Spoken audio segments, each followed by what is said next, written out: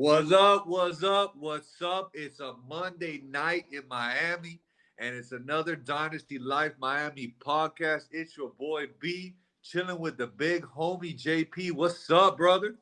What's going on, man? We finally got our first week of football. Super excited to talk about all the stuff we got to talk about. Mad players went up, some players went down, and we're going to talk all about it. It was a crazy week of football, bro. Starting with that Thursday night game, it was insane. But like you said, we got a lot to get through, and knowing us, we always go over, bro. So let's jump right in. But first, as always, you gotta follow us up on those socials. You gotta find us on that YouTube page, Dynasty Life Miami, all one word. Hit the little bell, hit the subscribe button. JP is always dropping videos on there with some information for you. It's constantly updating, so that's the spot. You can find us on that Dynasty Life Miami podcast, Apple Podcast, Spotify, wherever you are listening to your podcast. We're there. And I gotta tell you, I noticed we hit that 50 subscriber button, that limit on the YouTube channel. That's super exciting, bro. It's only been a matter of a month or two, and we're already there. I'm excited for all the new listeners. I'm glad to have you all aboard. And where can they follow you, bro? Well, they can follow the page at Dynasty Life MIA, and they can follow me on my personal page, Salazar305. Follow us, subscribe to us on all podcast streaming platforms. Make sure you hit that subscribe button everywhere, including YouTube. I'm super excited that we hit that 50 subscriber mark. Shouts out to everybody listening to us, man. From the bottom of our hearts, we really appreciate you guys listening and actually, engaging with us and conversation and commenting, man. That's what it's all about. That's what we want. So yeah, man. Shouts out to everyone, man. I really appreciate it, man. We that's what we're here to do. We're here to just discuss football. Whether we agree on certain points or certain topics or players, it doesn't matter. We're here to get better, and that's the name of the game. Got it. And so let's jump right in. You're talking football. The first week is in the books. We're not going to talk about the Monday night game because it hasn't even started yet. So that's going to be left off the spread for us right now. But we're going to jump right into a game that started this week off, the Thursday night bonanza, Cowboys and Bucks. It was a wild one. It was an enjoyable one, man. I'm going to let you jump right in. I know you're itching. I'm going to let you go first. Tell me what you saw in this game. What are your thoughts, man? Man, let me tell you, man, I was happy to see that type of game to open up the season. It was a freaking shootout, dude.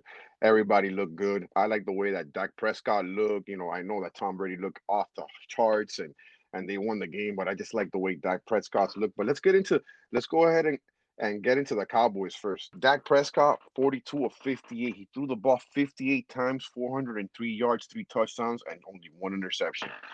He had four rushes for 13 yards. That was the only concern that I had when he was rolling out of the pocket.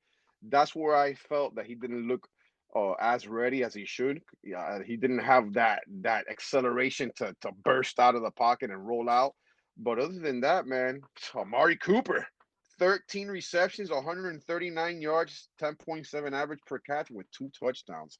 He spread the ball to everybody. CD Lamb had a touchdown. He had seven catches for 104 yards. Dalton Schultz, six receptions for 45 yards. That answers your question. I think Blake Jarwin missed a block for Zeke Elliott to go into the end zone, and that was it for the Cowboys, man.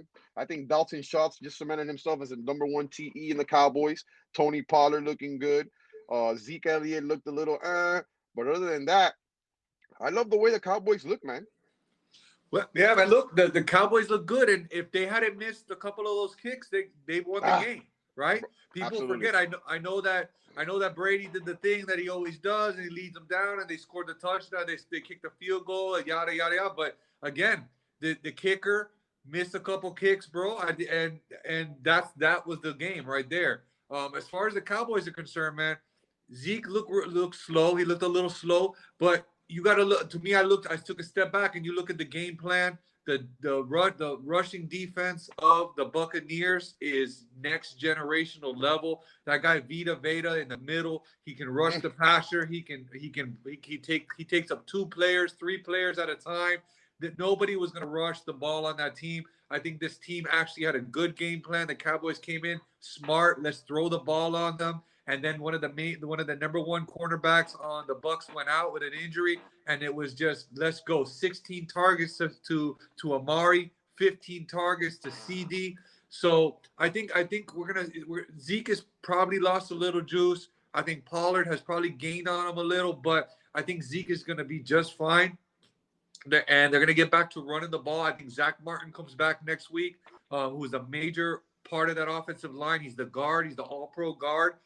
They did lose the tackle, Dale Collins, due to some kind of failed drug test. He's out about 5 weeks, and that is a bit of a blow. But when it comes to the run game, it's the guards, not the tackles, that usually do the moving of the pocket. So I don't think it's going to be that bad of a hit against Zeke. I think he's going to come back and have a really good game. What really sucked was Gallup going down. I think Gallup was catching a lot of nice passes. He caught that one on the sideline, tiptoe, and he's out for the next 3 to 4 weeks from what I'm hearing. So if we're talking waiver wire, Cedric Wilson is the guy to grab. He's going to be the number 3 wide receiver. Last year, here's a little nugget for you. Last year, the Cowboys ran the 5th most three wide receiver sets. So that means out of the whole league, they were the 5th team running the most 3 wide receiver sets. All right, so Cedric Wilson gets a bump, and I think you're right. Schultz is going to be the guy, and Gallup going down, I think that frees up even more targets for Schultz. So I'm super excited. I'm super excited for Schultz. We talked about grabbing one or the other. I think this cements Schultz as the guy, and I think Cedric Wilson is a sneaky ad in some deeper leagues if you're looking for some offense. I absolutely agree. I'm already on it. I'm already there, buddy. I already put in the claim, ready to pick him up. I'm with you. Super sad to hear about Gallup. He was looking really good, really looking in sync with Prescott. And yeah, let's go ahead and move over to the Bucks. Tom Brady being Tom Brady, 32 of 50, 379 yards, 4 touchdowns, 2 interceptions. I mean, Brady being Brady, dude. What's getting me here is, the running game, Leonard Fournette and Ronald Jones. Ronald Jones coughed up the ball. You know how Andy Reid does it. I mean, not Andy Reid. The coach for Tampa Bay. What's the coach for Tampa Bay? Arians, Bruce Arians. Yeah, Bruce Arians. You know how he does it. You cough up the ball, you're not seeing the ball ever again. So that's not good for Ronald Jones. I had him starting in a bunch of leagues. He gave me a big fat 0. A little bit of decimal points, but not even a point. Leonard Fournette. Could this cement him as a number 1 RB in Tampa Bay? Might be. I don't know. And I can't say I didn't want to call it, but my boy AB went off. 5 receptions, 121 yards, 24.2 average, and a touchdown. Looked great on that deep pass from Brady. And Chris Godwin, looking like the man here. 9 receptions, 105 yards, 11.7 average, 1 touchdown. And looks like Gronk is back. I can't believe, I can't believe I didn't see this coming, man. I thought he was just going to be like a decoy from what I saw last year. But I guess, he came out and said he wasn't in game shape. And I can tell. Yeah, I mean, it's the same thing, right? We were saying about Antonio Brown last year. We were saying, when he came aboard, he wasn't in game shape. He had missed the whole year before and a year and a half. It took some while to work into football. And Gronk took a whole year off too, and his body was beat up, man. So it's definitely possible that Gronk needed that year off, and then he came back in and he really developed and went into the weight room where he really worked on his conditioning and his endurance, and he's coming back. This might be the best game we see of Gronk this year. You know what I mean? I'm not completely 100% sold that it's going to go like, don't forget, it was Dallas. Dallas's defense is not the best. Dallas was scoring a lot of points, so they had to keep up with them. So this could be the best game that we'll see of Gronk all year. But, I mean, I think he's cemented himself at least as a tight end 1. We talked about Antonio Brown, right? We talked about it, I think, on our second podcast when we were talking Dynasty. We were talking startups, and we were talking about 13th round, 14th round, grabbing this guy. And he's looking like he's going to be a wide receiver 2. So, I mean, we're talking 13th round, wide receiver 2. That's money in the bank. Godwin with 14 targets. He's obviously the target leader. I was a little worried about him. Before the game, he was having another issue he was having a quad issue, another injury problem. That's the one thing with Godwin. You never know. And let's talk Evans real quick, right? 6 targets, but didn't get a lot of points. He's being used as a decoy. all I can tell you is I don't think we yet know exactly what this offense is going to be because, just because it looked good this one week, next week it could be Evans getting the 12 targets, right? It could be Godwin that gets only 4.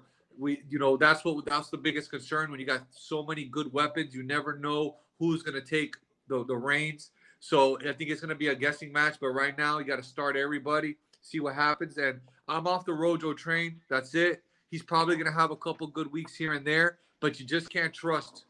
You cannot put a guy in your lineup. You can't put a guy in your lineup that at any minute something's going to go wrong and he's gone for the game. It's just not worth the stress. It's not worth the trouble. Maybe he'll give you 123 yards and 2 touchdowns a game, and that'll be great. But how about all these other negatives and zeros you get because he has a meltdown or Bruce Arians pulls him out? So I'm off the Rojo train. I'm never getting back on unless he leaves. Unless he ends up leaving Tampa Bay and somewhere else wants to treat him like a running back one. But until then, I'm off the Rojo train. I just can't trust him at all, man, in all honesty. Yeah, I'm probably gonna lose a lot of my leagues because of his performance, man. And Bruce Arians doesn't help either. You fumble the ball once, he said you don't want to deal with a coach like that. That's just not good. I'm not saying that it's bad coaching by any means, but that's just his coaching style. You're in the doghouse, period. So let's move on to the next game, man. All right, man. So we're going to move on to the next one. This is the Seahawks and Colts. It was a fun game. Let's start off. We're going to go into the Seahawks, man. Russ was cooking, 4 touchdowns, 2 to Lockett, 1 to Metcalf, 1 to Gerald Everett. I think he only had a little over 200 yards, so very efficient with the ball. Chris Carson coming with 5.7 yards per carry. Okay, he went over 100 yards if you take into his receiving work. He did have a fumble, didn't have a touchdown. So, he didn't get a lot of scores there, but he was running hard. And Rashad Penny, hurt again, bro. Hurt again. He's going to miss. I mean, this guy, he's just like Mostert. We'll talk about him, I'm sure, but he's just one of those guys that they can't stay healthy. Football is not the game for them. So, Carson all day. And Lockett, bro, he had one of his big games. We know that every year he has a couple of big games. This was one of them. 4 catches, 100 yards, 2 touchdowns. It was very efficient. It was businesslike. It was efficient for the Seahawks. And there's really not much else to say, man. It looks like they're in preseason form. Yeah, it looks like Tyler Lockett is still the number 1 there to me, man. I mean, I hate to say it because DK Metcalf is a freak, but Tyler Lockett, 4 reception, 100 yards, 2 touchdowns. He's looking like he's the number 1 there. Eventually, DK Metcalf's gonna be that guy, but Tyler Lockett's showing off. Showing off. And it's also because DK's taking the number 1 corner, right? He's taking the major guys off him, and Lockett is good enough. Lockett is good enough that a number 2 corner can't play him right. He's gonna burn him. Yeah. So and the Colts have a good defense too. It's not like the Colts are scrubs. So no, yeah. And I like Chris Carson. Chris Carson running hard. I like the fact that they're using Dwayne Eskridge. They're easing him into the offense. He had 2 carries for 22 yards and he had a catch for 6 yards. It wasn't much there, but as far as I'm good at this team. As far as the Colts are concerned, I'm a little concerned, man. I don't like the way Carson Wentz is looking like in the pocket sometimes. I expected more from Jonathan Taylor. Zach Pascal ended up being the number 1 receiver there. 4 receptions for 43 yards and 2 touchdowns. It was good to see Jonathan Taylor have 6 receptions for 60 yards. Yeah. It was good to see him in the up part of the passing game. I wanted to see more from them. I don't know about you. I'm not completely satisfied on Wentz. He didn't throw an interception. He had 38 attempts, so he's throwing the ball. I just didn't see really any type of gelling. He threw more to the running backs, and he actually did throw he threw it 12. They have 12 receptions between Jonathan Taylor and Eamon Hines. Yeah. So, people were saying, "Oh, don't expect it because he's not dump off Phillip Rivers," and it's looking like he's dump off Wentz right now. I know it's only 1 game, but I want to get your take on this, B.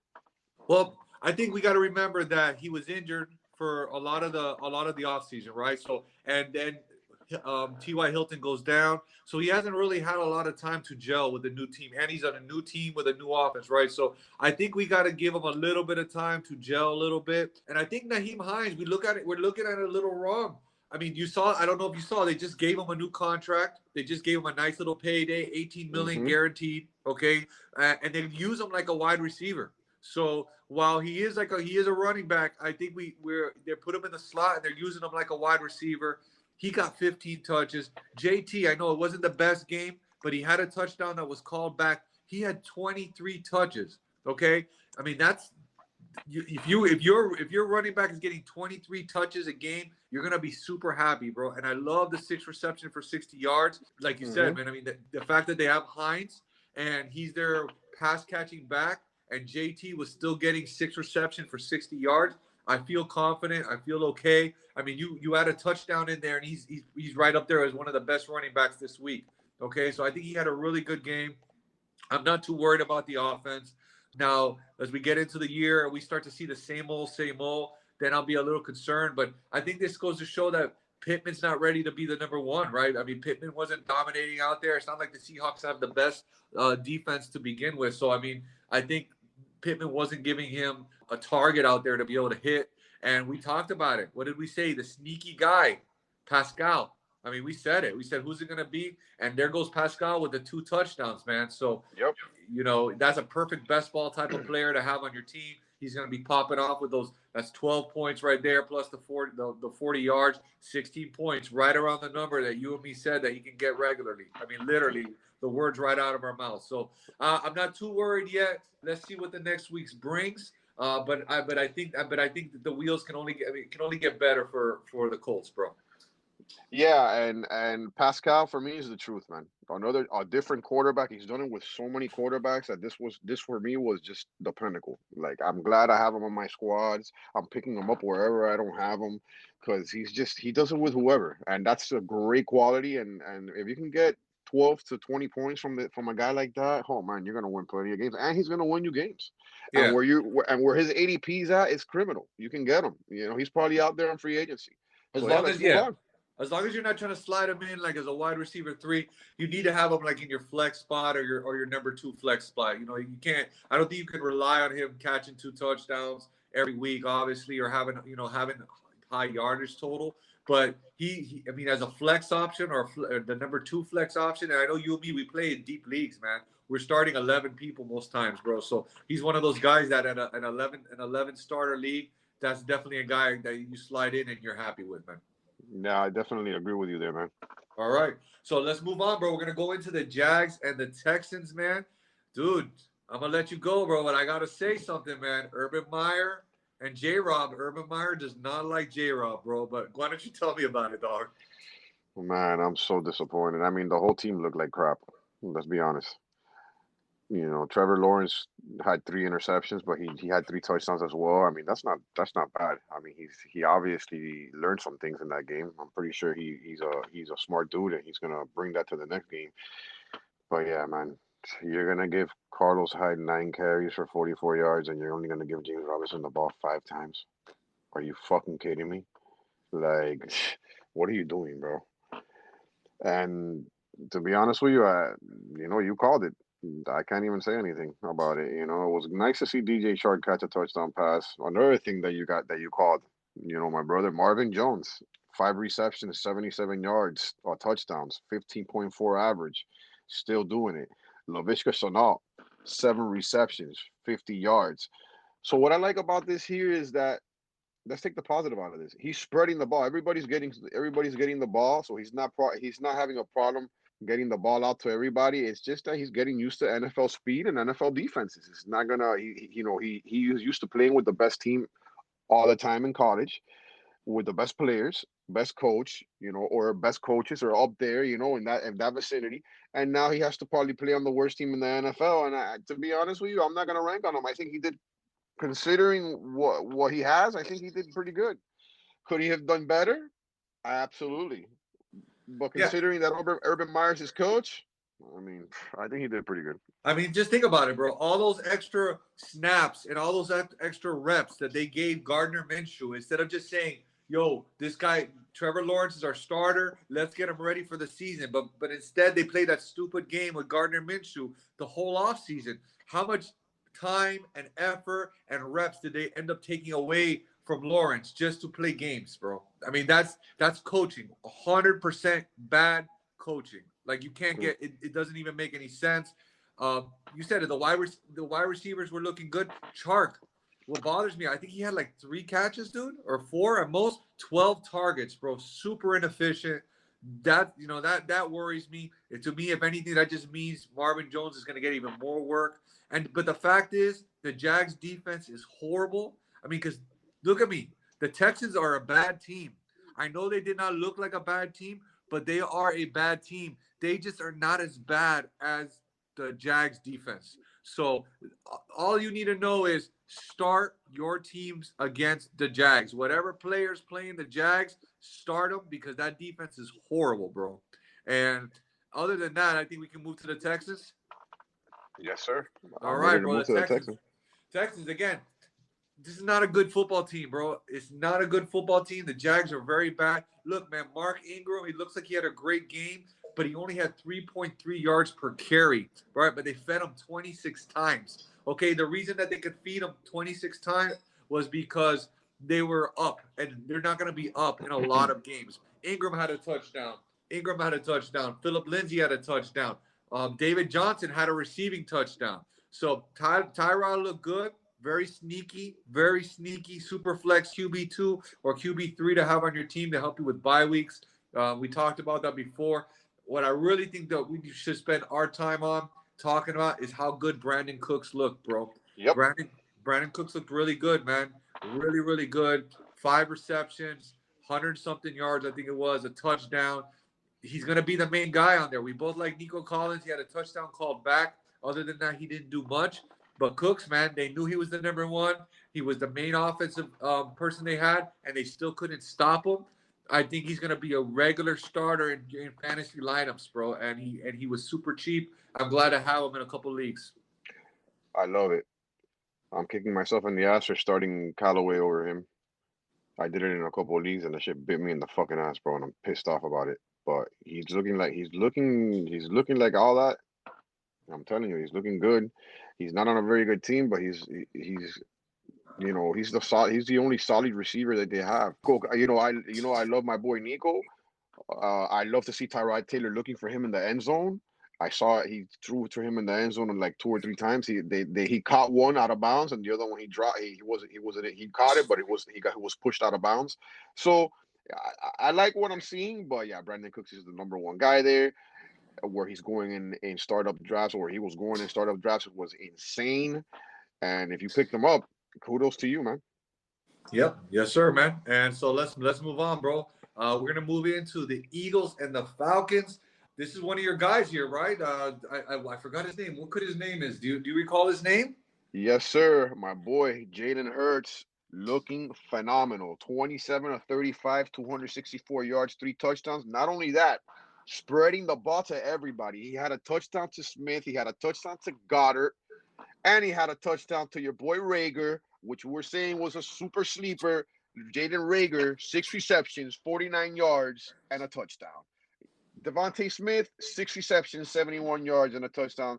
Dallas Goedert, 42 yards and a touchdown. And Miles Sanders was looking great. And let me tell you, I think Miles Sanders gets a bump up here because of the type of offense, that kind of option offense that they're running, where Hurts is kind of like acting like he's going to hand the ball off to him, and he's not. All that fidgeting was getting the defense all messed up. And let me tell you, it was giving Sanders just the amount of time that he needed to make some plays, man. Looking like the Miles Sanders from Penn State.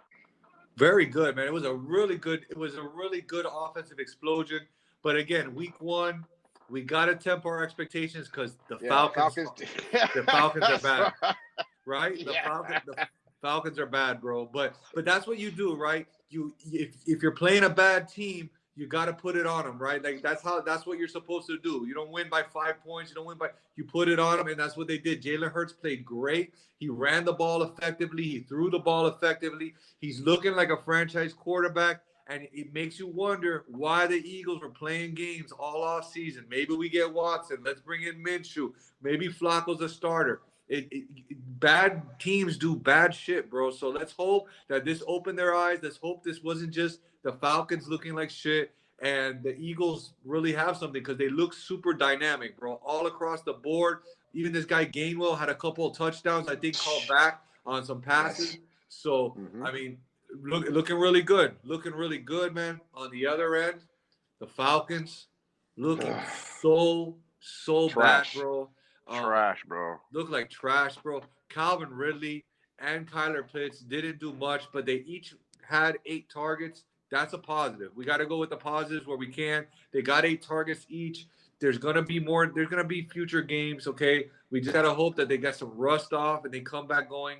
One thing we do know is they have a bad defense, so they're gonna have to throw the ball. They're gonna have to be playing from behind regularly, and we just gotta hope that this new coach Arthur Smith is can adapt and can evolve and change and make sure that they're able to start coming back up. Because I need Ridley to score me some points. You know how big I am on him, and to be the biggest surprise, which doesn't sound like a big deal. I was surprised. Gage, bro, was 0, bro. A big fat 0. They're playing from behind the whole time, and he couldn't even get a catch, bro. That was a little surprising to me. I'm done with him, man. I really am. I'm done with that guy. And I'm not. It's not even him. It's Matt Ryan, 21 of 35, 164 yards. Until when, man? Until when do you guys keep on with Matt Ryan? With so many solid QBs in this draft class. What the hell's going on over there? Matt Ryan sucks. Can I say it? Matt Ryan sucks. That's it. He's done. And they're drafting Kyle Pitts over Justin Fields, bro. Terrible, bro. And then I'm concerned here. Cordell Patterson outrushed Mike Davis with half the carries. He had 7 carries for 54 yards, averaged 7.7 yards a carry. As far as Gallman is concerned, he might still be. I mean, the way Mike Davis is rushing the ball, he might get. I don't even know, man. He didn't even look that good. Then again, the team's really not that good. I'm pretty sure that Carolina had a better offensive line than Atlanta does. Calvin Ridley just having 5 catches for 51 yards is criminal. But like you said, it's good to see Kyle Pitts getting targets. And let me tell you something, guys. It looks like Hayden Hirsch is still going to be relevant in that offense. He had 4 catches for 28 yards. I see this guy being a legitimate red zone target. He's going to be maybe he's probably going to be touchdown dependent, but he's getting work. And that could be, and I mean, to be honest with you, I mean, I think Cordell Patterson's the guy to go after here. He's getting rushes. He's getting catches. He had 2 catches for 13 yards. He had 7 carries for 54 yards. He averaged over 7 yards a carry. That's the only plus I can take out of this. Besides that, their defense is terrible. Matt Ryan's looking horrible. These people need a quarterback. I'm ready to go to the next game. How about you? Yeah, man. I don't want to talk about my Ridley shares anymore, bro. Let's move on. Let's move on, bro. So we're gonna jump into the Chargers and Washington, man. I gotta say, bro, the Herbert looked good. He was a little rusty in the beginning, but he kept playing and he brought him to the victory. Mike Williams looking like the guy that we said he could have a big year if he can stay healthy. He looked like he got banged up already on a play, but he came back in the game. Caught a touchdown. Keenan Allen doing Keenan Allen things. 9 catches, 100 yards. Bro, Cook, the new tight end, looking good, catching especially for those tight end premium leagues. I think he had 5 receptions, 60 yards. And Eckler, man, coming back, they were unsure if he was going to play. There's some concerns with the hamstring. He didn't look 100%, but he got in the end zone. The one thing that I looked at that I thought was really weird, 0 targets. I don't think that's ever going to happen again this year. That's going to be the last time that happens this year. I think it's just one of those freak things that occur. But hopefully he didn't make the hamstring worse. He can come back next week and be even stronger for it. But the offense itself, it didn't look like it was firing on all cylinders. It was kind of a little herky-jerky, but you could see the talent there. And all it takes is a couple clicks, and then this thing could be on full-blown autopilot, and they could go off to the moon, bro, the whole offense. Yeah, I'm a little concerned about the Austin Eckler situation. They gave him 15 carries only, 57 yards. He did have a touchdown to his defense, but Larry Roundtree got 8 carries for 27 yards. There's a reason why they're not giving him the full load. I don't think he's completely healed yet. Whatever it is, it's lingering. Because I can't see why they would give Larry Roundtree, a rookie, 8 carries for 27 yards if he's fully healed and he has no problem. So I'm a little concerned about that because people that picked Austin Eckler up are expecting a lot more production than this, especially with no catches. Like I said, that's probably, like you said, that's probably a fluke. So I'm not expecting that to be, they looked a little off. I was expecting a way better performance from Justin Herbert. But then again, it's the first game. Washington's D's really good. So, we might see a better Charger offense next game. Now over to Washington. One of the reasons why I'm losing some of my leagues, Ryan Fitzpatrick dislocated his hip. I don't know the extent of how long he's going to be out. So it looks like Taylor Heineke. He's going to be out. They're saying he's going to be out at least 8 weeks. There you go. Taylor Heineke's the pickup right now. If he's in your free agent squad and you guys in your super flex leagues, this is what I mean. Why you don't waste your free agent dollars on senseless rumors and bull crap. So when opportunities like this come along where you can have a starting QB, even if it's the starting QB that's going to fill in your bye week and you don't have a third QB, here's your third QB. This is what you use your FAAB dollars for, guys, ladies and gentlemen. Please listen to what I'm telling you. Stop wasting your money on people that are not going to play or even see a snap to the money that you're wasting with your FAAB dollars. Over with my rant. Let's go over to Antonio Gibson. He had 20 carries for 90 yards. It's good to see that he had 20 carries. What's surprising here is J.D. McKissic was completely non-existent. Jared Patterson got 2 more carries than he did. I mean, he got 1 more carry than he did. He didn't even have a catch, so that's concerning. Terry McLaurin, 4 catches for 62 yards. That was disappointing. Logan Thomas, 3 receptions for a touchdown. He came out of the game. I don't know what's going on with him. Hopefully it's nothing because he's a great tight end. I would hate to see something happen to him. And to be honest with you, that defense looked great. I think that Washington just lost this game because the whole Ryan Fitzpatrick going down and just their offense wasn't at full capacity. It wasn't running at full capacity. So I think they fixed this little by little and they become better on the offensive side of the ball. But that defense is awesome. Yeah, I think it's great. I think you're right. Heinicke is the number 1 priority ad in Superflex. He's not a bad quarterback. He's probably one of the best backup quarterbacks that are in the NFL right now. There was talk that he was pushing Fitzgerald, what's his name, Fitzmagic, whatever. They were pushing Fitzpatrick. They were pushing him for starter reps in training camp. So he's good. He's athletic. We saw him in the playoff game last year, in the football game where he was playing balls to the wall. So great ad to have. Gibson, man, 20 carries. You said it. 20 carries. J.D. McKissic, Jared Patterson. They combined for 3 touches, I think, out of between them.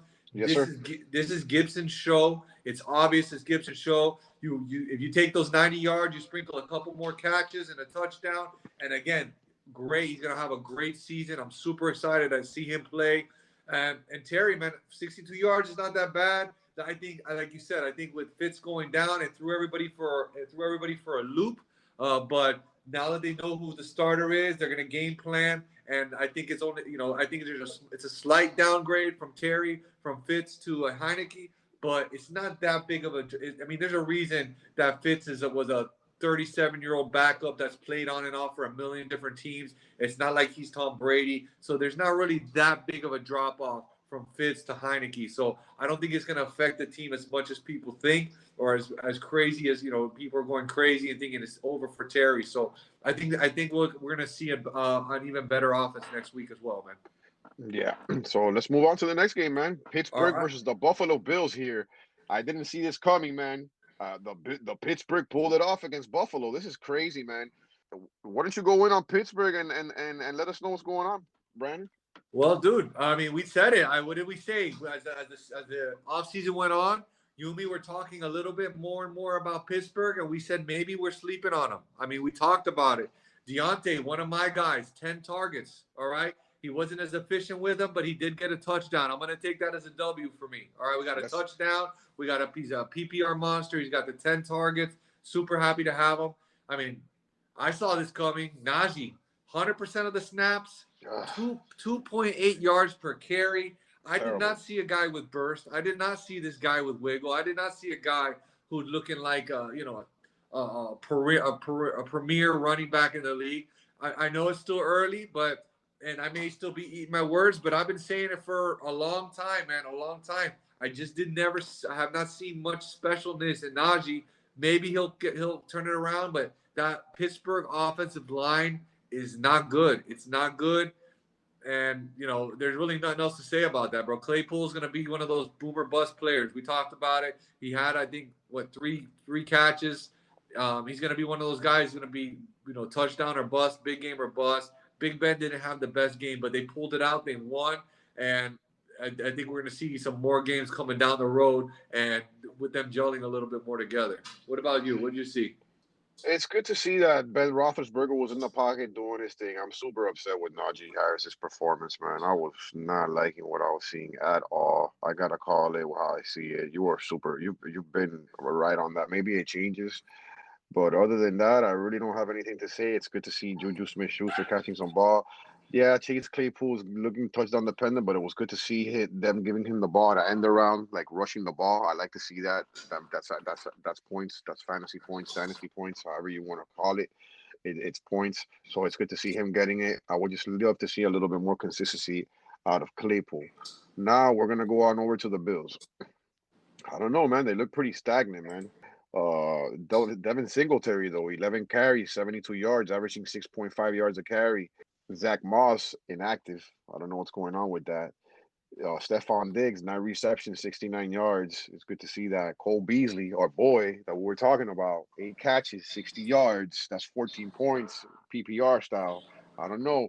Emmanuel Sanders had 4 catches. Dawson Knox had 4 catches. I would have liked to see Gabriel Davis be a little more apart, but I think something happens to another wide receiver or Beasley leaves that team, Gabriel Davis, we're not going to see that full potential of Gabriel Davis because there's just too many mouths to feed there. Other than that, like I said, Brandon, I was just super surprised to see Pittsburgh beat Buffalo. Yeah, I mean, I wasn't that surprised to see them win. I mean, Steelers are a good game. And Bills, I still have a lot of hope for the Bills, man. But Josh Allen, they threw the ball 50 times. He had some rushing yards, but he was looking off. He was looking like the Allen from 2 years ago, not the Allen from last year. We better hope that this is just a blip in the radar because they paid him a shit ton of money, bro. So they paid him a lot of money. The big thing was Moss, bro, super surprising active. All the reports say that basically they feel that he got outplayed in camp. Not even worth starting, not even worth having active on your roster. That's pretty crazy, bro. That's pretty crazy, dude. So I did not see that coming. If that's the case, and Singletary is the only back getting any yards or any carries, he becomes super interesting. As long as Moss is staying inactive, if Moss comes back, he goes back to being a timeshare I don't want any part of. Beasley and Diggs, 13 and 14 targets each. I mean, you love to see that, bro. There's going to be better days. I think that's going to be the theme. If you think about it, this is the theme of what we're seeing in these games that we're talking about. We talked about it. Some really big games, some really big offensive performances, but then some teams that we're expecting a lot more of, laying eggs. I have to just think that it's just one of those. We talked about it. Remember? We said how this preseason was very different because nobody played anybody. Nobody played their starters, right? You hate to see your players get injured in the preseason, but I think there really is something to players a little bit, bro. They got to get that rust off, man. They got to get hit. They got to play football, bro, because if you look at it, we're going to talk about KC. They kicked ass, and they played their starters in every game, I believe. So there's a lot of teams that we're talking about where they play their starters. The Steelers play their starters in some of the games. So I think there's something with a lot of these teams not playing their starters. They're coming out looking rusty. So let's just hope that rust will get off, and we'll be back. They'll be back at it again next week. Yeah, that's what I'm hoping for. That's what I'm really hoping for, brother. But I didn't like what I was seeing from Buffalo at all, man. Yeah, me neither, man. But there'll be fantasy points to get. I promise. Oh yeah. No, there's just. I mean, it's the first week of the season. We can't get carried away. We just been super antsy to watch some football, and there was some things that were kind of off. But we gotta give it time. Yeah. On to the next game. Let's do it. On to the next game. 49ers and Lions. 49ers and Lions, dog. Tell me what you saw with the Niners, dog. Jared Goff balling. 38 of 57, 338 yards, 3 touchdowns and an INT, and he threw the ball 57 times. I love this. DeAndre Swift and Jamal Williams, both fantasy relevant, getting massive points. Jamal Williams, 9 carries, 54 yards. DeAndre Swift, 11 carries, 39 yards. It's looking like a 60-40 split or something along those lines for this game. I don't know if that's going to be the case, but man, Jared Goff distributing the ball. TJ Hawk, 8 receptions, 97 yards and a touchdown. DeAndre Swift, 8 receptions, 65 yards and a touchdown. Jamal Williams, 8 receptions, 56 yards. I love to see this. The only thing that I really didn't like was Tyrell Williams going out. Now he has a concussion. That guy's, I don't understand what's going on with that guy. But other than that, man, Goff was the big surprise here. TJ Hawk being the guy that you said he was gonna be. Let him have it, Brandon. Well, yeah, bro. I'm gonna call this garbage time golf. All right, that's because that's what it was, bro. The Niners went up big on them, and these people did. The Lions just had to start throwing the ball, and once again, teams start playing this prevent defense. They got a couple. They got an onside kick. They got a fumble. They kept scoring. Boom, boom, boom. And Goff comes out with 3 touchdowns. But I said it. I love this game because it has 2 of my guys, bro. DeAndre Swift, one of my guys. What did we say? Bad team. You want the PPR back on the bad team. DeAndre Swift had 11 targets, bro. 11 targets. Jamal Williams had 8 or 9 targets. Hawkinson had 10 targets. There was 30 targets to the tight ends and the running backs. Okay, what do you expect? We said this. We said they have below average wide receivers. Tyrell Williams, like you said, goes out with a concussion. The guy gets injured in the week 1 every year. Now they got Cephas, some Amon St. Brown, and who knows who else. It's gonna be like this every week. It's gonna go through Hawkinson. It's gonna go through Swift. We were saying it. We said Hawk was gonna eat. How many times did I have to say it, dog? I hope people listen. Hawkins is gonna eat. DeAndre Swift is gonna eat. It's gonna be like this almost every week because they have a bad defense. Their number 1 cornerback, Okuna, I think his name is. I think he tore his Achilles. He might be out for the year. Their best defensive player probably gone for the year. That means it's only going to be worse. So we're going to have garbage time golf all year long, and it's going to be for DeAndre Swift, Hawkinson, and even Jamal. It's going to be points galore. Yeah, man, I couldn't agree with you more, buddy. And I'm excited. On over to the 49ers. Jimmy Garoppolo, 17 of 25, 314 yards and a touchdown. But what's the story here? The story here is Elijah Mitchell, 19 carries, 104 yards, 5.5 yards a carry, 1 touchdown. What's going on with Trey Sermon? All of a sudden inactive. What's going on over there in San Francisco? Deebo Samuel, 9 receptions, 189 yards, 1 touchdown. George Kittle, he had a decent game. 4 receptions, 78 yards. But like I said, man, I got Waller, Hawkinson, and Andrews over Kittle, man, on my rankings. And this just proves what we're talking about here. Yeah, I mean, look, Sermon, Sunday morning, we all hear Sermon is an inactive player. All reports come out is that just Sermon was not ready to play. Everybody outplayed him. This was Mostert, right? Mostert is a smash start. He's gonna blow up. And what happens, bro? He's got 2 rushes for 20 yards, 10 yards per carry average, and then he gets injured. He's out for 8 weeks. Okay, he's gone 8 weeks. He's out. Elijah Mitchell is if you're not in Superflex, Elijah Mitchell is the #1 waiver ad. Okay, but I'm still weary about spending all my money on him. Sermon is not going to be inactive next week. That's a guarantee. Without Mostert there, Sermon's going to get some playing time. Hasty's going to get some playing time. But there's only 3 of them now. I mean, we hated the Niners because they had like 7 backs, but now we're down to 3, bro. So I think Elijah Mitchell showed that he can play. If he gets another chance next week and he balls out, I think at that point we can feel very confident starting him and playing him. So we just got to hope he can survive 1 more week. And Brandon Ayuk, bro, someone who I was super high on, gets a big fat 0. This Tony Sheriff guy moves above him in the depth chart. There was some rumors saying that Brandon Ayuk is still learning how to be a pro, but everything else that I read was saying that basically he was dealing with that hamstring injury from earlier in the camp. He was not 100%. This is not a talent or playing ability demotion, but rather an injury demotion. Once he gets better, he should be back in there catching the ball. And like you said, bro, Deebo blowing up. He's a yak monster. Deebo's talent has never been in question. it's his ability to stay healthy, right? I mean, that's what kills him every year. If he can keep this, if he can stay healthy, it's wheels up for Debo, bro. I'm with you on that, man. Debo looked great. He's looking like the number one on this team. He's the type of receiver that Garoppolo likes, a yak receiver. Give him the ball, short passes, give him the ball and let him run. That's what he likes. And that's the type of receiver Garoppolo seems to be gelling with on the 49ers. And he looks like the guy. Once again, it's just week one. Maybe they have a different game plan next week for the next team that they're playing, but we're definitely going to keep an eye on this. I'm definitely surprised that IU got a big fat 0 as well. So let's move on over to the next game. Minnesota versus Cincinnati. Yeah. What do you got to say about Cincinnati, man? Cincinnati, man. Higgins got a touchdown. Mixon, the hype train is real. We said it. We talked about it. If he gets the carries, Mixon, Gio's gone, and they gave this guy all the work he could handle, and he delivered.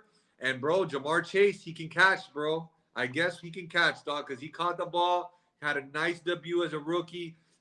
It's nice to see some camp noise kind of settle down. Burrow looked good running around on that knee. And you said it. You said, you're worried about the knee. But, and the big but was if that offensive line can hold up, they're going to be a good team. And that offensive line played pretty good, man. It played pretty good. It opened up holes for Mixon. It gave Burrow time to feel comfortable. He found Chase and he found Higgins. And then the ball's on Burrow, man. Taking them down in overtime. The audibles on that 4th and 1 or 4th and inch play. The coach said he called up a run. Burrow audibles, makes it a passing play, completes the pass, gets them in field goal range. They kick the field goal. They win the game, bro. That is the type of momentum the team like the Bengals never have. They're always the people that either tie or lose on the last second kick. They're never the team that wins it on the last second kick. Could this be the changing of a mindset in a team? I hope so, bro, because I would like to see them be good. No, I like what I saw. Jamar Chase led the team in receptions, led the team in yards, led the team in average per catch, led the team. He had a touchdown. Joe Mixon looking like the truth. Joe Burrow holding up. Maybe the Bengals looking like they know what they were doing in the draft, not going so well so far. So we're gonna keep an eye on this.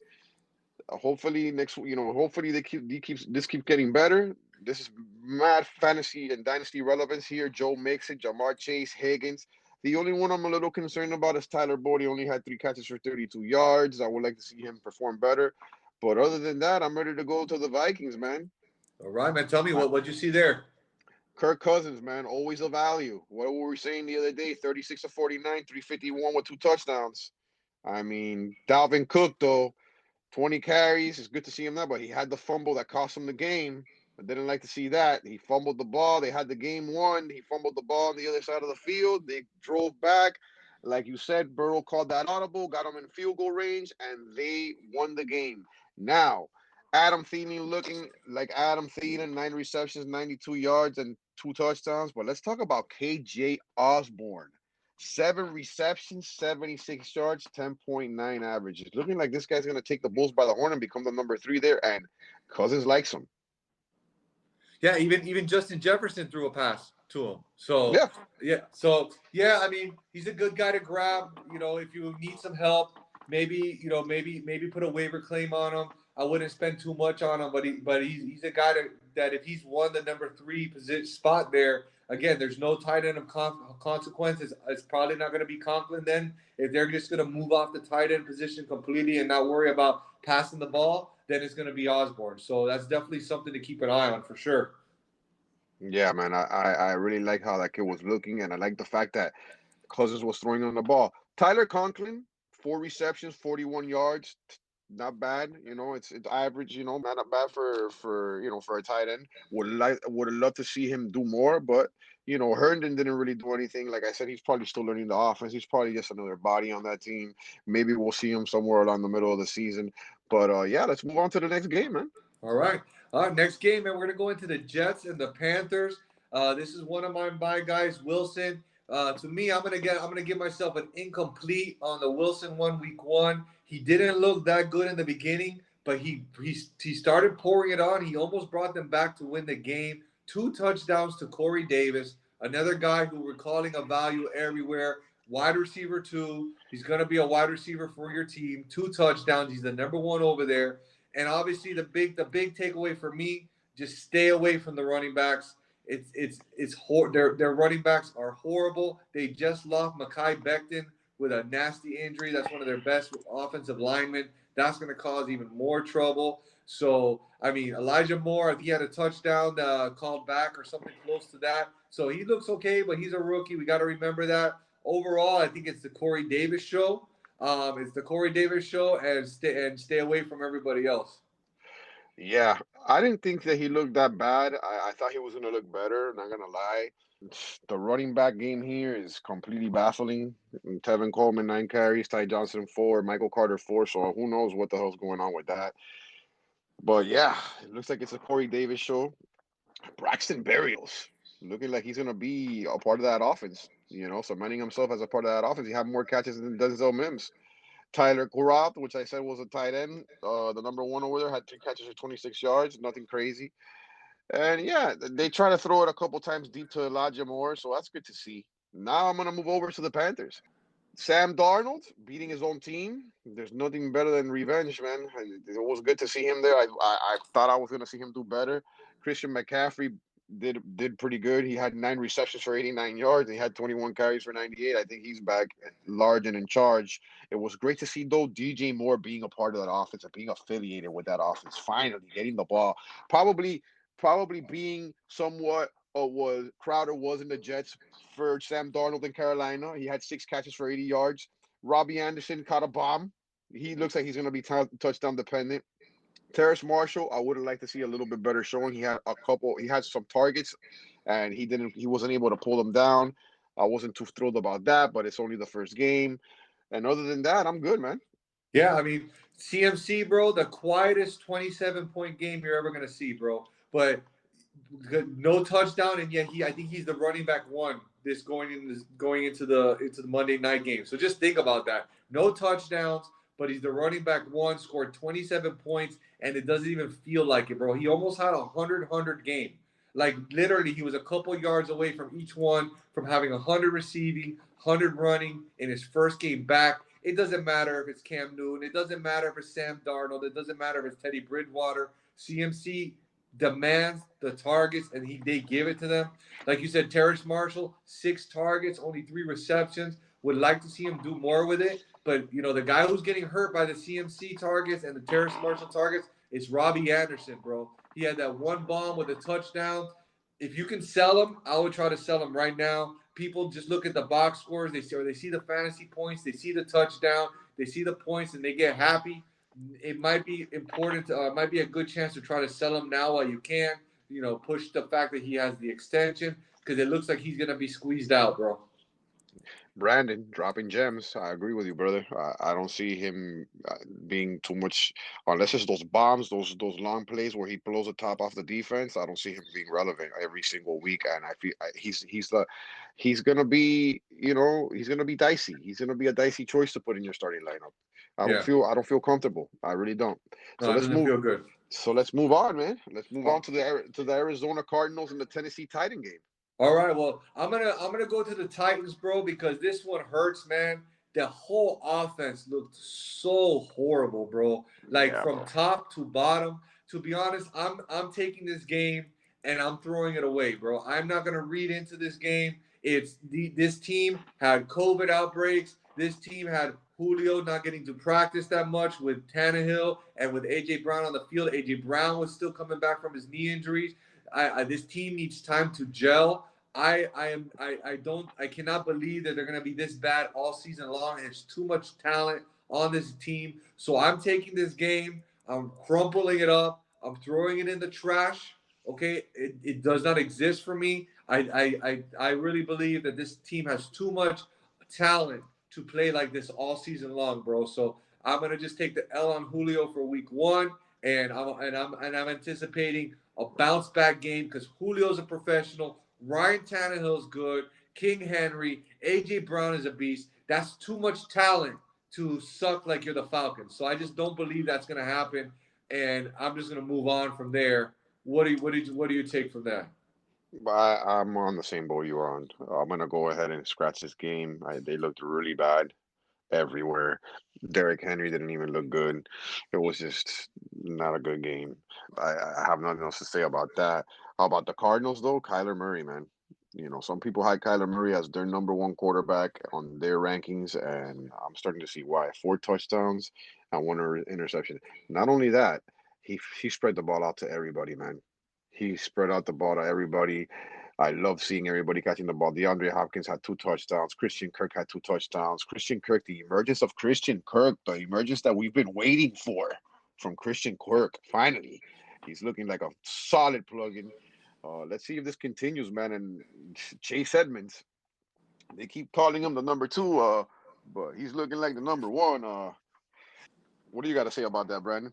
I've been saying it, right. He catches passes. He's the one that catches passes. James Conner doesn't, bro. And this team plays with an up-tempo style who like to throw the ball. And I mean, James Conner looked pretty good. He looked pretty good running the ball, but he's a first and second down grinder. He doesn't fit this offense. If they're more on the goal line, he's probably the guy that'll punch it in if it's not Kyler Murray. So he's gonna have his weeks, but Chase is the guy. Chase is the guy. Look, they were playing from ahead the whole game, and Chase was still getting his catches, still getting his rushes. He's the guy. He's going to be a nice RB2, RB3 for you as the season goes on. Kyler Murray is the truth. D-Hop is the truth. I mean, Rondell Moore looked good. So he looked good too. So I really think it's going to be him and Kirk kind of battling it out weekly. One week it might be one guy that pops off. One week it might be the other. So it's going to be a little volatile. It's going to be hard to trust either one 100% in your lineup. But they're both worth holding on to because once those bye weeks start coming in, that's when you start playing these guys. And if while you're waiting for the bye weeks, one of them starts to really take hold and become more of a weekly contributor, then you can start sliding those into your flex spots. But for now, there are definitely people you want on your bench. And these are definitely best ball type of players. These are the type of the guys I was grabbing in best ball, in underdog, all over the place, because those are the type of guys you don't know when they're going to pop off. But when they do, you're getting 75 yards and 2 touchdowns like Christian Kirk gave us. Yes, sir. All right. Dropping them gems, baby. Dropping them gems. Let's move on to the next game. Browns and Chiefs, man. Browns and Chiefs.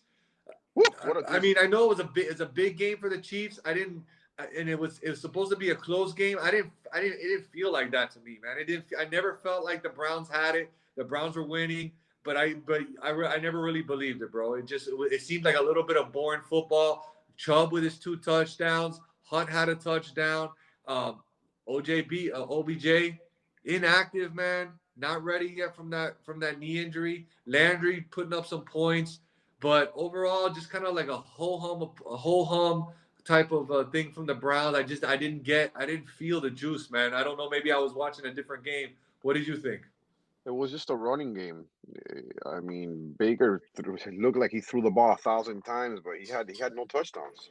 He had 321 yards and an interception, but he had no touchdowns. So I think that it's just a matter of the Browns getting their passing game together in tune with the running game because Chubb looked really good. He was chugging all over everybody. Kareem Hunt being fantasy relevant again, even being the number two, which is something that I mentioned to you last year. I won a lot of games starting the both of them. Nick Chubb at my RB1 and Kareem Hunt in my flex spot. And they were doing this all last year for me. Problem is, you need to combine that passing game. Jarvis Landry did have 5 catches for 71 yards, but they need to be catching touchdowns over there. And as far as I'm concerned, they could have won this game. They didn't, but they could have won this game. They gave up Kansas City a run for their money. They just couldn't. They couldn't close the deal. They don't have You the know, fire. They don't have the firepower, man. yeah, Even if OBJ is playing, he's obviously not 100% with that knee, or he would have been playing today. He has injury problems. I mean, if Jarvis Landry is your number one wide receiver, you're gonna have problems, man. You can't play in this league with Jarvis Landry as your number one wide receiver. There's no no. way. There's no way to compete. Yeah, and as far as Kansas City goes, Patrick Mahomes being Patty Mahomes, 3 touchdowns, 337 yards, 27 of 36. Sorry that I read that backwards. You know how it is. Sometimes it just comes out that way. Clyde Edwards-Helaire, 14 carries, 43 yards, only three yards per carry. Did not like to see that at all. Tyreek Hill, 11 catches and 197 yards, still proving that he's the elite wide receiver on that team. Travis Kelce still proving that he's the elite tight end on that team with 6 receptions, 76 yards, and 2 touchdowns. McCall Harmon, what can I say? You were right, bro. 3 receptions, 19 yards. There's no excuse for this right now. There's nobody else there. And there you have it, buddy. You were right about that. As far as this game's concerned, I'm good and I'm done. Yeah, the only one thing I want to touch on is Clyde Edwards-Helaire. I'm high on him, bro. He gets the usage, bro. He had 14 carries. I don't think any other running back had more than 2 carries or some shit like that. He gets the work. He gets the snaps. The problem is they just don't use the running back here. They don't use the running back in this offense. Everything goes through Hill and Kelsey. It doesn't go through CEH. It was a waste of a first-round pick. They could have drafted Jonathan Taylor and it would still be the same. They wouldn't use him. I don't know. And I get it. If you got Patrick Mahomes back there, I don't know. You saw that rushing touchdown by Patrick Mahomes. He ran backwards, like old school, like we used to do in Tecmo Super Bowl. He went all the way backwards. And then he just did a curve and just went forward 40 yards or some shit for a touchdown. He ran back 20 to run 10 total gain. It was insane. And no one could stop him. Like, why are you going to give it as much as I like Clyde Edwards-Helaire? Why are you going to give the ball to Clyde Edwards-Helaire when your quarterback can do shit like that? So it's going to be it's week 1. Things can change. I love the usage that he's getting as far as the percentage of touches and the snaps. I love all of that, but it's not translating to fantasy points, and that bothers me. So that's rough. Yeah, it's rough, man. It's rough for everybody that invested in him, bro. So let's go, man. Let's move on to another game. This one near and dear to our hearts. The Miami Dolphins take that W against the Patriots. What did you see, man? What did you see with the Dolphins? Tua's not that guy, bro. No, he's not that guy. He's not that guy, bro. He's not that guy. I mean, he won the game, but he's looking super erratic out there. I don't know how he got through his college career, not sliding, not knowing how to slide, and just being the erratic. He gets clipped and he goes haywire. He's not composed. That's the best I can put it. He's not composed. He gets touched and he gets super erratic and he forgets everything goes out the window. Sliding, diving, whatever it is. I don't know how he's done it. My concern is here what we talked about, the running game. Myles Gaskin, he led the backfield, but he only had 9 carries. And he averaged 5.4 yards a carry. I don't understand what Brian Flores is doing, not giving this guy the ball some more. I don't understand what the hell the game is with Malcolm Brown and Salvin Ahmed. They had 20 yards between the both of them and 8 carries between the both of them for 20 yards combined. Not good. You guys need to start giving the ball to Myles Gaskin. Stop messing around and stop eating shit because he's the guy. As far as I'm concerned, it was good to see Jalen Waddle score a touchdown. He had four catches for 61 yards and a touchdown. That was great. But I mean, like I said, I'm happy that we won, but I just hoping that the offense gets better than this. I really am. That's as far as I go with Miami, and with the Patriots. I mean, Mac Jones looked good, man. 29 of 39 to 81 on a touchdown. Very, very accurate, man. Damian Harris, your boy, 23 carries, 100 yards. He looks like the clear-cut guy. You were calling this guy. You were making this guy. You were talking this guy up, and I can see why. And then, Jacoby Myers leading the team or tied for receptions with the team with James White, 6 receptions. Yeah, I wish he could have caught a touchdown, but it's good to see that he's the number 1 guy over there. Nelson Aguilar looking like he's almost the same as Jacoby Myers, wide receiver wise in that offense. And Jonnu Smith, 5 receptions for 42 yards. They're using him. They're using Henry too. But you're right, buddy. It looks like Jonnu Smith's gonna be, from what we're seeing in the first game, Jonnu Smith's leading targets here. Yeah, I mean, Dolphins. You said it. Tua is not the guy, bro. I think Gaskin got some good receptions, bro. Hopefully they're gonna use him. Tua just reminds me of like every other quarterback that we get, bro. No matter what type of quarterback, whether they're scrambling quarterbacks or they're in the pocket quarterbacks, they all play like this. They all play erratic. They all play scared. It's horrible, bro. It's horrible football to watch. This game is kind of reminds me of the game against Appalachian State. Just ugly. Yeah, we got the win, but it was ugly, bro. It doesn't even feel good to get wins like this. I know a W is a W, but I don't feel any hope from this game. I don't feel any hope. Like, oh yeah, I would almost rather lose the game and Tua goes 400 with 4 touchdowns and we lose in a shootout than to win by because our defense got us a fumble recovery. Because defense is not going to get us to the Super Bowl, and Tua is not the guy, and it's just rough. As far as and Gasecki with 0 points, bro, Yeah, zero that's the thing. points. That's the thing that gets me. How do you not get that biggest target of the guy the ball? Like, how do I you not? I thought they were going to use him as a weapon.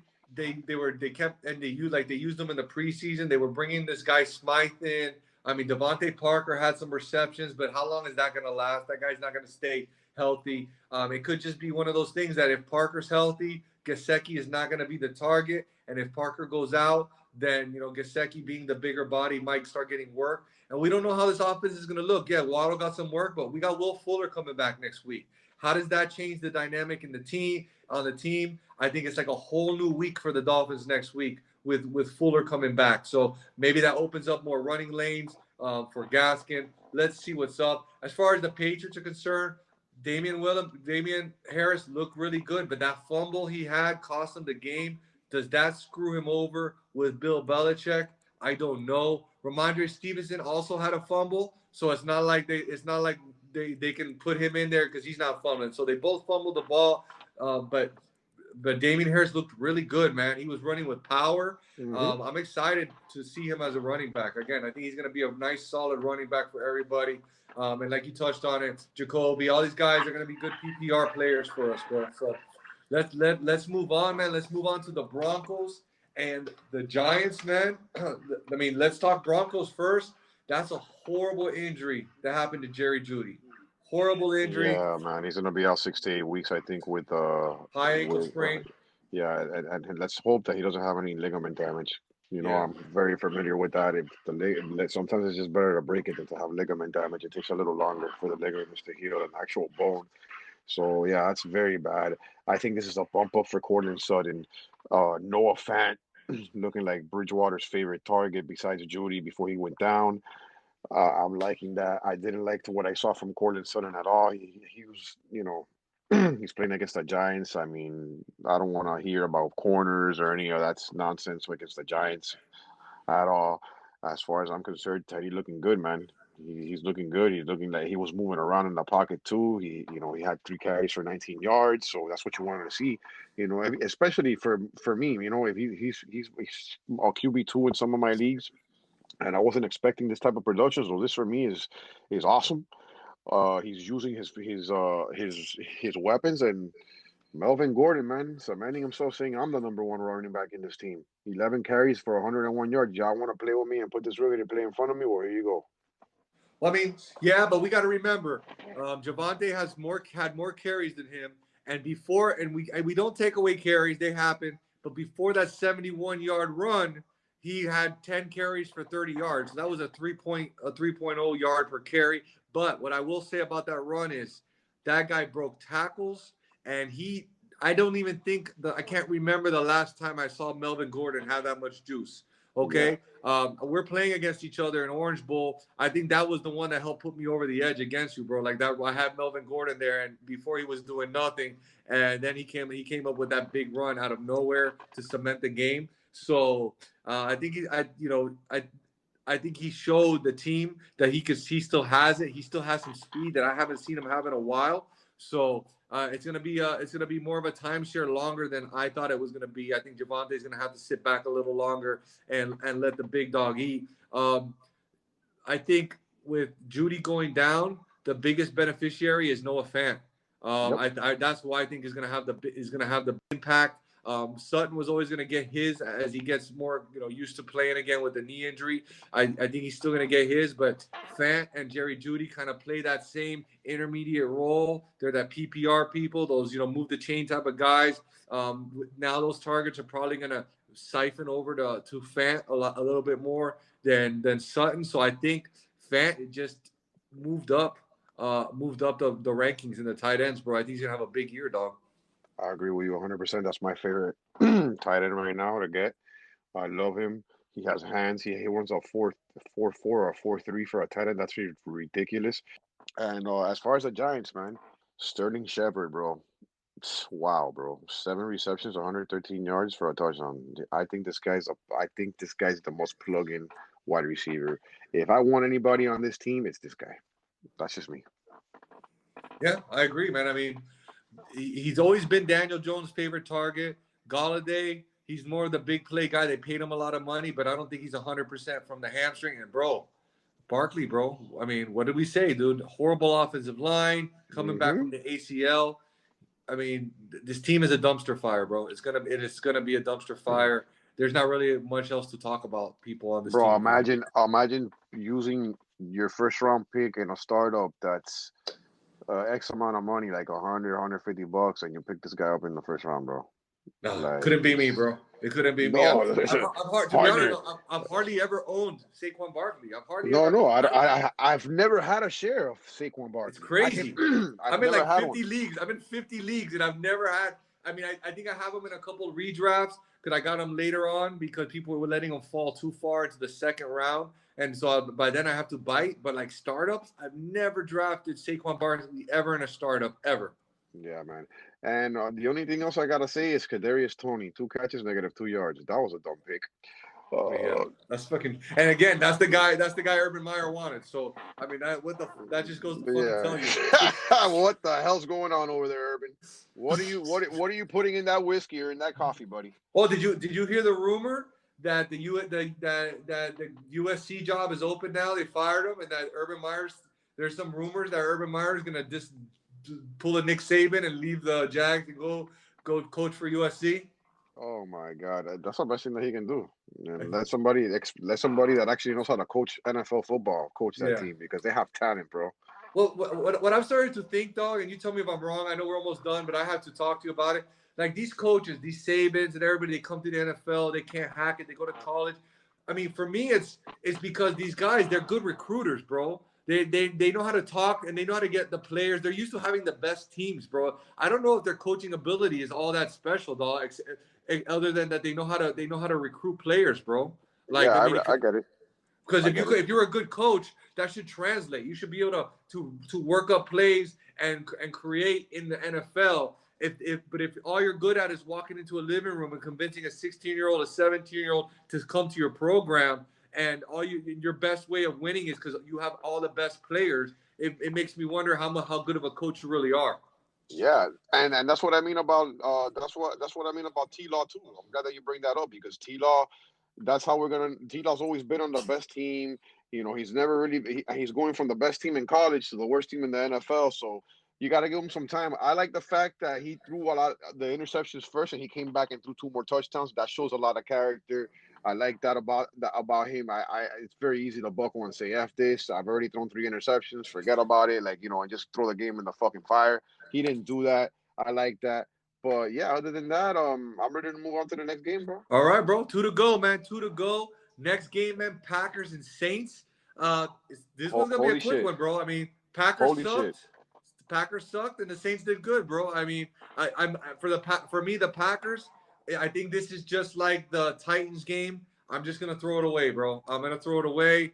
I don't know. The rumors saying that this guy did it on purpose. Aaron Rodgers on purpose. Like, dude, you could say what you want about him, bro. The guy does not want to suck. He does not want the legacy to be that he's a bad player. Okay, this guy's he's got a petty streak. He's got a chip on his shoulder. They play the Lions next week. Let me say it again. They're playing the Lions next week. This game is going to be nothing but a memory. Aaron Rodgers is going to put up 4 touchdowns. Devontae Adams is going to catch 2 of them, and Aaron Jones is going to go bananas. That's my take on the Packers. Forget this week and look forward to next week against the Lions. Yeah, the Aaron Rodgers played really bad. I have nothing to say about that. That was just a bad game for everybody. It was kind of like the Titans game. It was just a bad game that I want to forget about and put in the back burner. Let's talk about the Saints though. Jameis Winston had 5 touchdowns and he only threw the ball 20 times. Yeah, you heard me right. He had 5 touchdowns and he only threw the ball 20 times and he completed the 14 passes. So on those 14 passes, he threw 5 touchdowns. Okay? That's crazy. LASIK, bro. He fixed his eyes, dog. You can see now, bro. That's crazy. And bro, for me, the biggest surprise is this guy, Juwan Johnson, the tight end. It looks like Troutman's not gonna be relevant, man.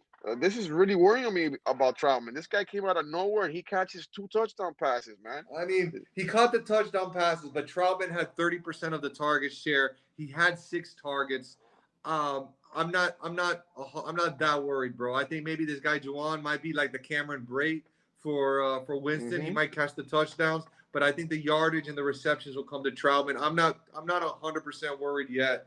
I'm still call me a believer. I'm still a believer in Troutman. Well, it's only the first game. The first game. But yeah, there's not really much to talk about in this game, man. Well, yeah, I mean, not much. I mean, except talking Winston, bro. The people he's throwing it to, Deontay Harris, freaking Chris Hogan caught a touchdown. Yeah. You know what I mean? Fucking Jawan, 2 touchdowns. Kamara caught a touchdown. I know you were disappointed with Callaway, all right? I'm going to tell you, don't be disappointed in Callaway. I'm going to tell everybody, don't be disappointed in Callaway, all right? He's a deep threat specialist. He's a big-time getter. They had this game under control. He was also being shadowed by Jair Alexander, one of the top 3 cornerbacks in all of the NFL. He shadowed him 86% of the time, followed him from one side of the field to the other. This is the type of cornerback that shuts down almost everybody and anybody. As good as you could think Callaway is, he's not that good to be beating one of the best corners of all the NFL. I think this is just a blip on the radar, and I really believe Callaway will be coming back strong next week. No, I'm with you, brother. I'm keeping the faith. All right, brother. Let's go. We got the last one, and then we can finish up and go finish watching some Monday Night Football. Yes, sir. I'm dying to get on that front of that TV, boys. All right, dog. Bears and Rams. It's the Bears and Rams. The Bears looked horrible. Freaking this guy Andy Dalton is trash. They put in Fields. He scores a touchdown. Then they take him out and they suck again. David Montgomery looked really, really good. All right, really good.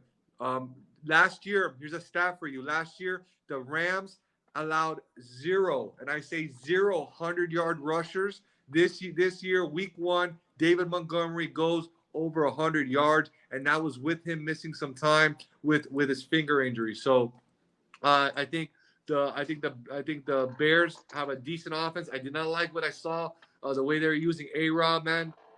I really hope that they get Fields in there sooner rather than later, because it just looks like a mess with Andy Dalton playing, dog.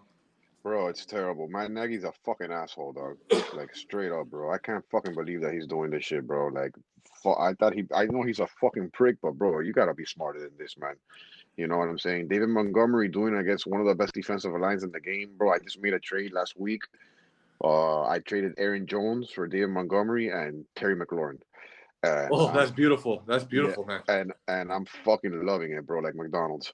Fucking other than that, yeah, man, bro. Can you put Justin Fields as a starting quarterback and stop the bullshit already, man? Come on, bro. Like, just stop. Like, just stop the stupid games. Yeah, just fucking stop already, bro. That kid's better than him. Like, that's and then what if you're gonna play him? What you're playing him like with these little packages and shit? Like, this is not college, bro. Like the 49ers were doing the same thing with Lance, bringing him in just to run it in for like, you know, just.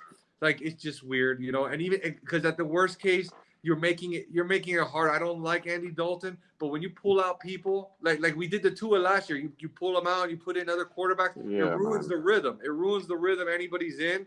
And so, like, if you're gonna play Dalton, let him play the whole fucking game.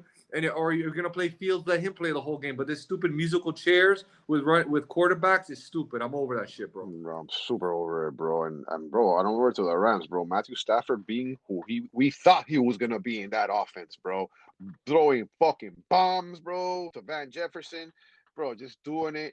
I love the way Darrell Henderson looked. I don't ever think I've seen Darrell Henderson look the way he looked last night, averaging 4.4 yards a carry. He just looked more explosive off the line, and he just looks more comfortable in that offense, like an all-purpose monster, dude.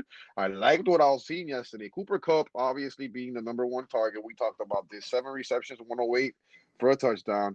Van Jefferson caught a touchdown.